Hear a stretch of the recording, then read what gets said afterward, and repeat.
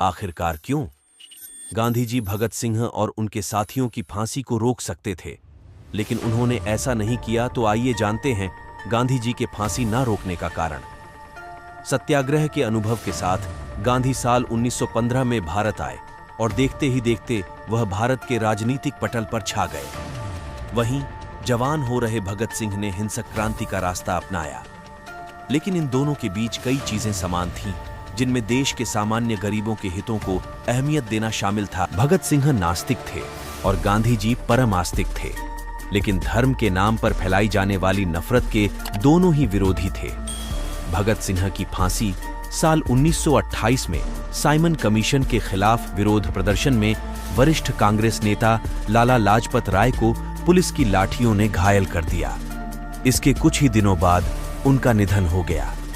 लाला जी के जीवन के अंतिम सालों की राजनीति से भगत सिंह सहमत नहीं थे और उन्होंने उनका खुलकर विरोध किया। लेकिन अंग्रेज पुलिस अधिकारियों की लाठियों से घायल हुए लाला जी की हालत देखकर भगत सिंह को बहुत गुस्सा आया।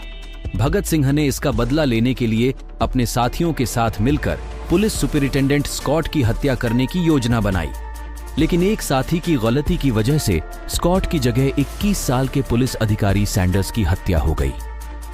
इस मामले में भगत सिंह पुलिस की गिरफ्त में नहीं आ सके, लेकिन कुछ समय बाद उन्होंने असेंबली सभा में बम फेंका। उस समय सरदार पटेल के बड़े भाई विट्ठल भाई पटेल पहले भारतीय अध्यक्ष के तौर पर सभा की कार्यवाही का संचालन कर रहे थे। भगत सिंह जनहानि नहीं करना चाहते थे, लेकिन वह बाहरी अंग्रेज सरकार के कानों तक देश की सच्चाई की गूंज पहुंचाना चाहते थे।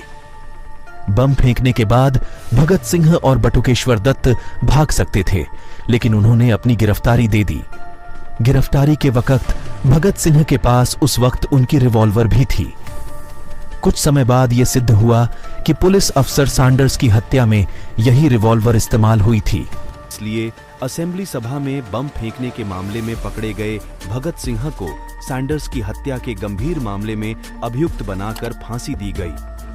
गांधी और सज्जा माफी साल 1930 में दांडी कूच के बाद कांग्रेस और अंग्रेज सरकार के बीच संघर्ष जोरों पर था। इस बीच भारत की राज्य व्यवस्था में सुधार पर चर्चा के लिए ब्रिटानी सरकार ने अलग अलग नेताओं को गोलमेज सम्मेलन में हिस्सा लेने के लिए लंदन बुलाया। इस पहले गोलमेज सम्मेलन में गांधी जी और कांग्रेस ने हिस्सा नहीं लिया और ये सम्मेलन बेनतीजा रहा। दूसरे सम्मेलन में ब्रिटानी सरकार ने पहले सम्मेलन जैसी परिणति से बचने के लिए संघर्ष की जगह बातचीत के रास्ते पर चलने का फैसला किया। 17 फरवरी 1931 से वायसराय इरविन और गांधी जी के बीच बातचीत की शुरुआत हुई। इसके बाद 5 मार्च 1931 को दोनों के बीच समझौता हुआ। इस समझौते में अहिंसक तरीके से संघर्ष करने के दौरान पकड़े गए सभी कैदियों को छोड़ने की बात तय हुई, मगर राजकीय हत्या के मामले में फांसी की सजा पाने वाले भगत सिंह को माफी नहीं मिल पाई। भगत सिंह के अलावा तमाम दूसरे कैदियों को ऐसे मामलों में माफी नहीं मिल सकी। यहीं से विवाद की शुरुआत हुई। गांधी जी का विरोध इस दौरान ये सवाल उठाया जाने लगा कि जिस समय भगत सिंह और उनके दूसरे साथियों को सजा दी जा रही है, तब ब्रिटानी सरकार के साथ समझौता कैसे किया जा सकता है। इस मसले से जुड़े सवालों के साथ हिंदुस्तान में अलग अलग जगहों पर पर्चे बांटे जाने लगे। साम्यवादी इस समझौते से नाराज थे और वे सार्वजनिक सभाओं में गांधी जी के खिलाफ विरोध प्रदर्शन करने लगे।